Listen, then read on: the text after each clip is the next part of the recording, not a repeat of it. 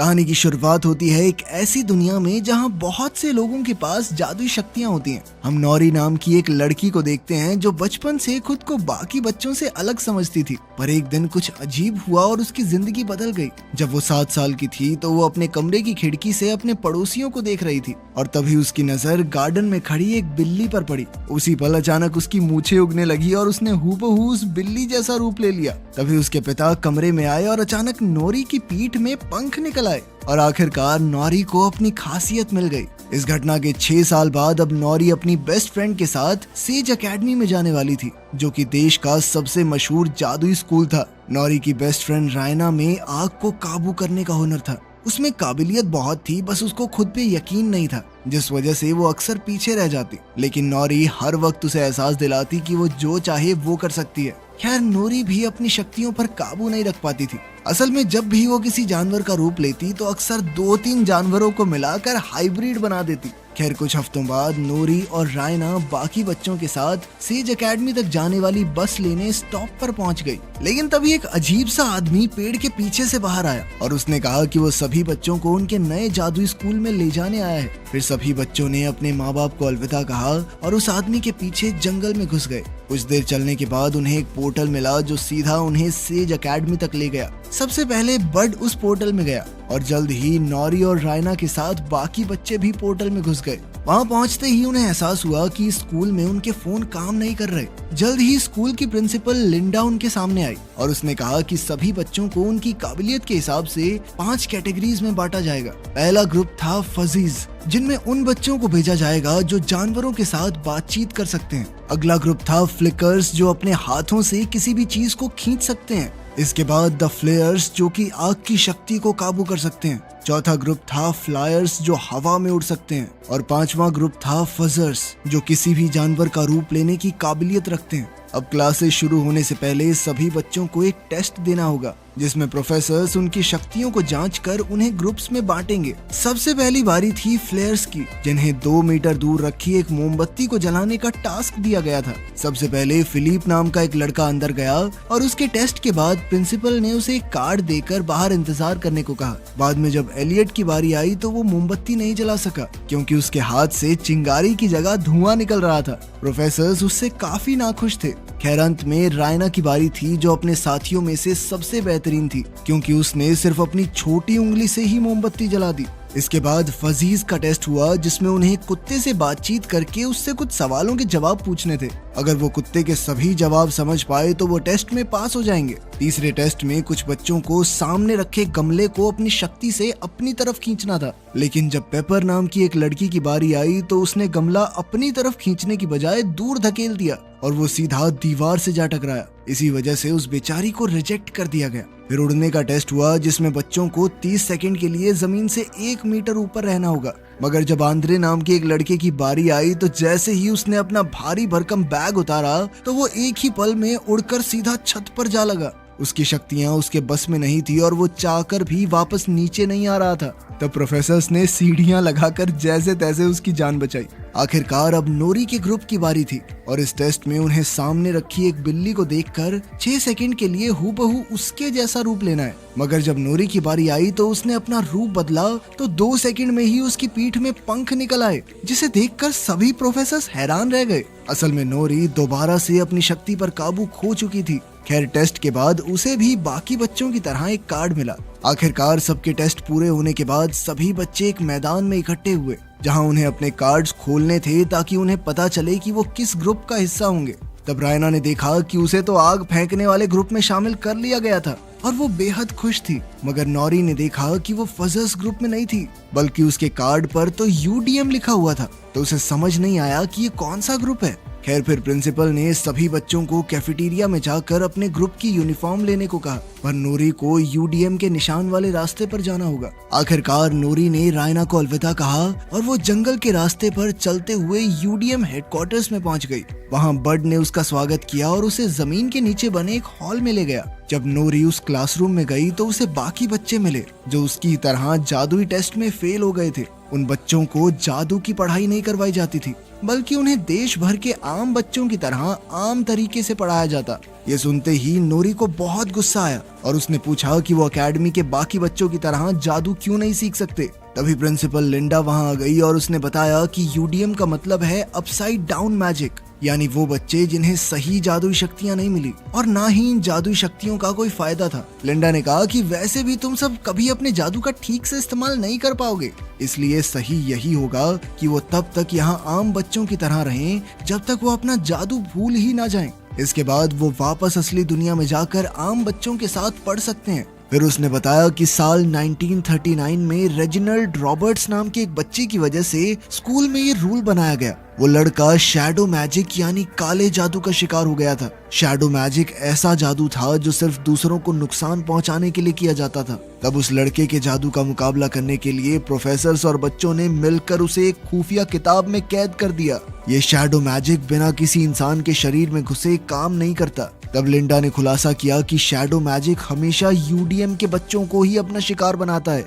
इसीलिए उन सबको बाकियों से अलग रखा जा रहा है और उन्हें जादू इस्तेमाल करने की इजाजत भी इसीलिए नहीं थी ताकि वो अपनी शक्तियां भूल जाएं और ये खतरा टले। खैर उसी दिन चुने गए बच्चों को अपने ग्रुप की क्लासेस में भेज दिया गया। तब रायना को पता चला कि कुछ ही हफ्तों में एनुअल फाउंडर्स डे का फंक्शन होने वाला है। इस प्रोग्राम में 5 नए बच्चों को पूरी एकेडमी के सामने अपना जादू दिखाने का मौका मिलेगा। इसके लिए हर प्रोफेसर अपने ग्रुप में से 2 सबसे बेहतरीन बच्चों को चुनेगा और उनके बीच होने वाले मुकाबले में जो जीतेगा उसे ही फंक्शन में जादू करने का मौका मिलेगा। इसके बाद फ्लेयर्स की प्रोफेसर एर्गॉन ने अपनी पहली क्लास ली, जिसमें उसने रायना को अपनी शक्तियों की मदद से कॉर्न को पॉपकॉर्न में बदलने को कहा। हालांकि रायना काफी घबराई हुई थी, पर फिर भी वो टास्क को अच्छे से पूरा कर रही थी। लेकिन तभी फिलिप उसके जादू का मजाक उड़ाने लगा, जिससे वो थोड़ा नर्वस हो गई और अचानक सभी पॉपकॉर्न जल गए। ये देखने के बाद आर्गॉन ने रायना को खूब डांटा। तब हम देखते हैं कि 2nd ग्रेड की लड़की चंद्रा कमरे से बाहर खड़ी ये सब देखकर मुस्कुरा रही थी। खैर फिर अगली सुबह बड अपने स्टूडेंट्स को गार्डन में ले गया और उसने कहा कि आज उनके लिए एक सरप्राइज है। जब उसने शेड का दरवाजा खोला तो नूरी को कुछ झाड़ू दिखाई दी और वो बेहद खुश हो गई, क्योंकि उसे लगा कि वो झाड़ू पर बैठकर उड़ना सीखेंगे। मगर जब उसने उड़ने की कोशिश की तो वो जमीन पर आ गिरी। तब हमें पता चला कि ये सिर्फ मामूली झाड़ू हैं। असल में उन्हें ये झाड़ू लेकर स्कूल का गार्डन साफ करना था। अब नूरी झाड़ू लेकर उस इलाके में पहुंच गई जहां बाकी बच्चों की क्लास चल रही थी। उसने देखा कि प्रोफेसर हान बच्चों को एक खास तरह की बिल्ली का रूप लेना सिखा रही थी। जल्द ही नूरी ने सुना कि आने वाले एनुअल फाउंडर्स डे पर किसी एक बच्चे को सबके सामने अपनी काबिलियत दिखाने का मौका मिलेगा। ये सुनते ही नूरी के दिमाग की बत्ती जली और उसने अपने जादू की प्रैक्टिस करने का फैसला किया ताकि वो सबको अपना जादू दिखाकर खुश कर सके और फिर लिंडा उसे बाकी बच्चों के साथ जादू सीखने की इजाजत दे दे। इसके बाद नूरी कोई बहाना करके क्लास के पास जा पहुंची और बिल्ली को अपने हाथ में लेकर उसे बेहद बारीकी से देखा। अब उसने बिल्ली के सभी हाव भाव याद कर लिए ताकि वो पूरे स्कूल के सामने हूबहू इसी बिल्ली का रूप ले सके।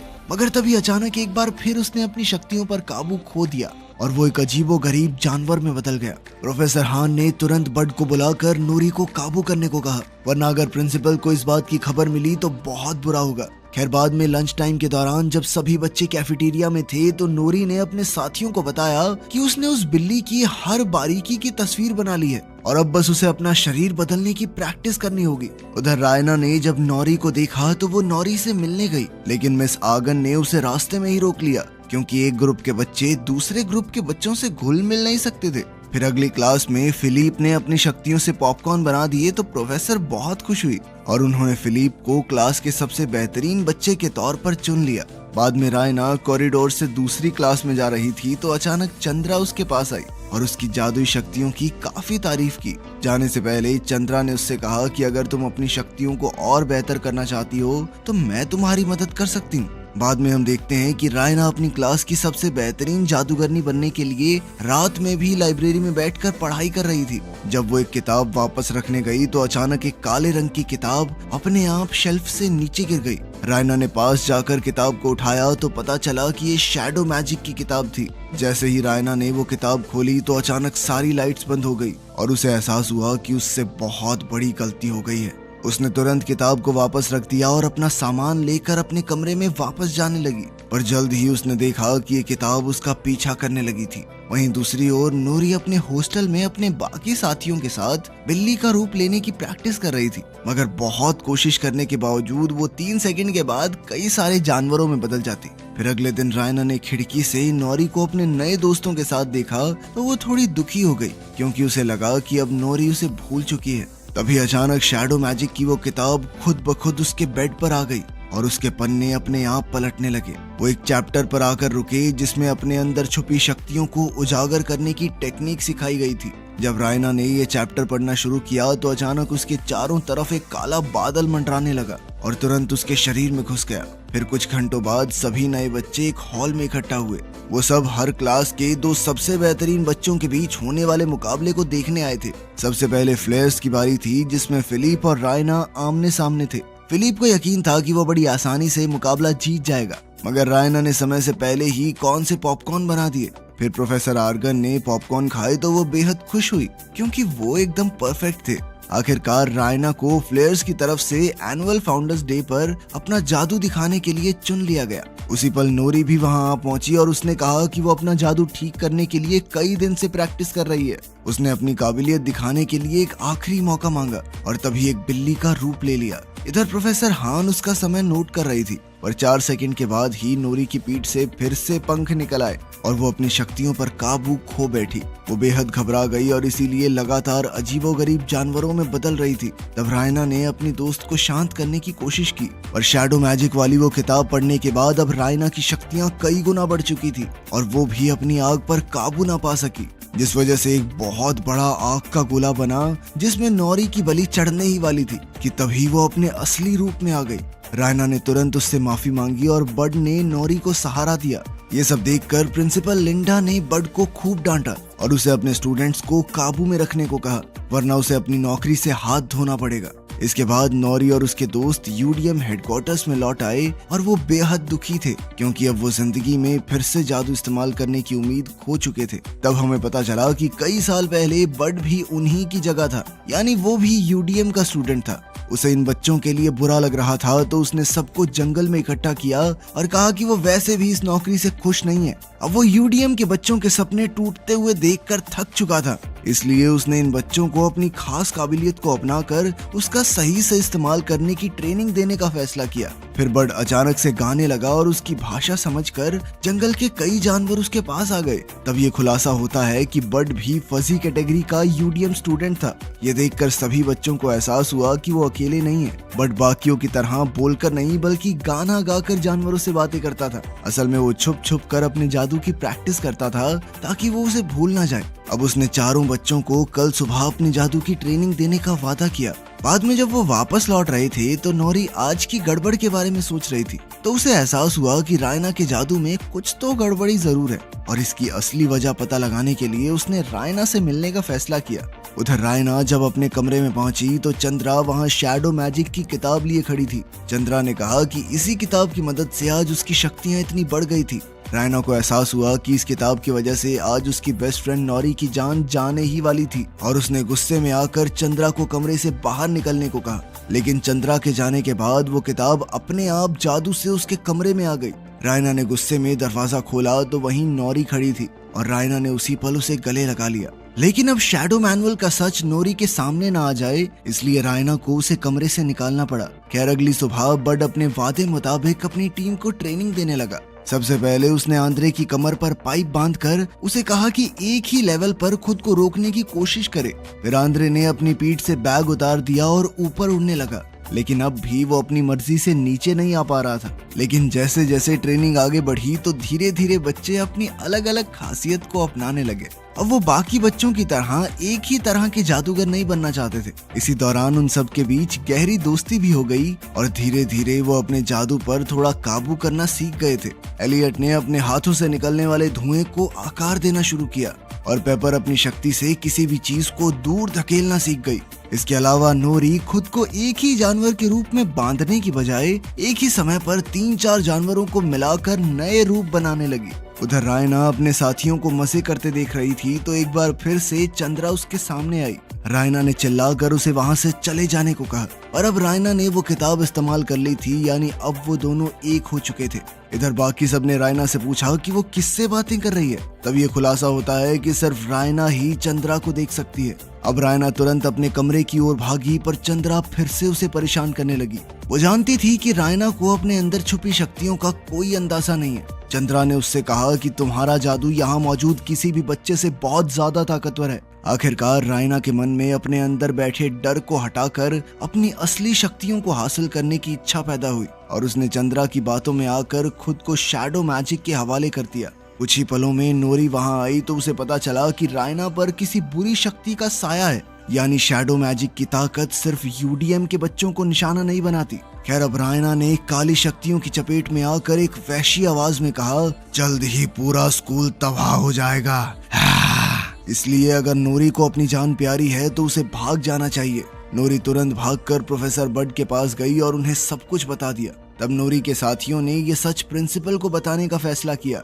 लेकिन बड ने कहा कि लिंडा इस बात पर कभी यकीन नहीं करेगी, इसलिए उसने बच्चों को अगले दिन तक इंतजार करने को कहा। उसे विश्वास था कि वो बुरी आत्मा कल यानी एनुअल फाउंडर्स डे के दिन हमला जरूर करेगी। फिर अगली सुबह सभी बच्चे और प्रोफेसर्स गार्डन में इकट्ठा हुए और लिंडा ने रायना को स्टेज पर बुलाया ताकि वो अपने जादू का नमूना दिखा सके। पहले तो रायना ने अपनी जगह पर बैठे हुए ही आग से हवा में अक्षर लिखकर सबका स्वागत किया। फिर उसने खड़े होकर कहा कि उसने आज के लिए कुछ खास तैयार किया है। तभी अचानक उसने अपने हाथ में बहुत ही बड़ा आग का गोला बनाया और रायना की परछाई बड़ी होते हुए पूरे गार्डन में फैल गई। फिर उसके अंदर से एक डरावनी आवाज आई जिसने कहा कि वो इतने सालों के इंतजार के बाद लौट आया है। ये सुनते ही प्रोफेसर समझ गए कि ये वही आत्मा है जिसने कई साल पहले रेजिनल को वश में किया था। तब सबको एहसास हुआ कि शैडो मैजिक सिर्फ यूडीएम के बच्चों को अपना शिकार नहीं बनाता। अब इस राक्षस को सब कुछ तबाह करने से रोकने के लिए प्रोफेसर आर्गन और उसके स्टूडेंट्स ने मिलकर एक विशाल आग के गोले से उस पर हमला किया, लेकिन उस राक्षस को कोई फर्क नहीं पड़ा। इसके बाद प्रिंसिपल के कहने पर फजीज ने जानवरों को बुलाया ताकि वो इस राक्षस का मुकाबला कर सकें, मगर वो भी उससे डरकर भाग गए। इसके बाद शेप शिफ्टर्स ने अपना रूप बदला ताकि वो राक्षस पर हमला कर सकें, लेकिन उन्होंने ऐसे जानवरों का रूप लिया था जो उसका कुछ भी नहीं बिगाड़ सकते थे। अब सभी बच्चों की उम्मीद बिल्कुल खत्म हो चुकी थी और अंत में यूडीएम के बच्चे सामने आए। पेपर ने अपने हाथों से जबरदस्त जोर लगाया जिससे राक्षस पीछे खिसकने लगा। फिर एलियट ने धुएं की एक दीवार बनाई ताकि राक्षस कुछ देख न सके। उधर आंद्रे हवा में उड़ गया ताकि वो राक्षस का ध्यान भटका सके और इसी दौरान नोरी ने एक भयंकर जानवर का रूप लिया जिससे वो राक्षस पर हमला करने वाली थी। आखिरकार लिंडा ने सभी बच्चों को अपनी शक्तियां मिलाकर एक साथ राक्षस पर धावा बोलने को कहा, लेकिन नोरी ने किसी को भी उसके करीब आने से मना कर दिया। वो जानती थी कि इस राक्षस के पीछे थी उसकी बेस्ट फ्रेंड रायना। अब उसने खुद अपनी जान खतरे में डाल दी ताकि रायना राक्षस पर काबू कर सके। राक्षस नोरी पर हमला करके उसका काम तमाम करने ही वाला था कि ऐन वक्त पर उसके अंदर से एक जबरदस्त आग के गोले का धमाका हुआ जिससे वो राक्षस वहीं भस्म हो गया। नोरी ने देखा कि आखिरकार रायना शैडो मैजिक से आजाद हो गई थी, जिसके बाद उसने चैन की सांस ली और रायना को गले लगा लिया। आखिरकार यूडीएम के बच्चों ने मिलकर सेज एकेडमी को तबाह होने से बचा लिया था और इसी दिन के बाद से यूडीएम प्रोग्राम को कैंसिल कर दिया गया। अब यूडीएम के बच्चे भी बाकियों के साथ मिलकर अपने खास जादू का इस्तेमाल करना सीखने लगे और इधर बड को भी एक फुल फ्लेज प्रोफेसर बना दिया गया जो कि अब बच्चों को अलग तरीकों से जानवरों से बात करना सिखाएगा। वीडियो पसंद आई तो लाइक कर देना, चैनल को सब्सक्राइब कर लेना। मिलते हैं अगली वीडियो में।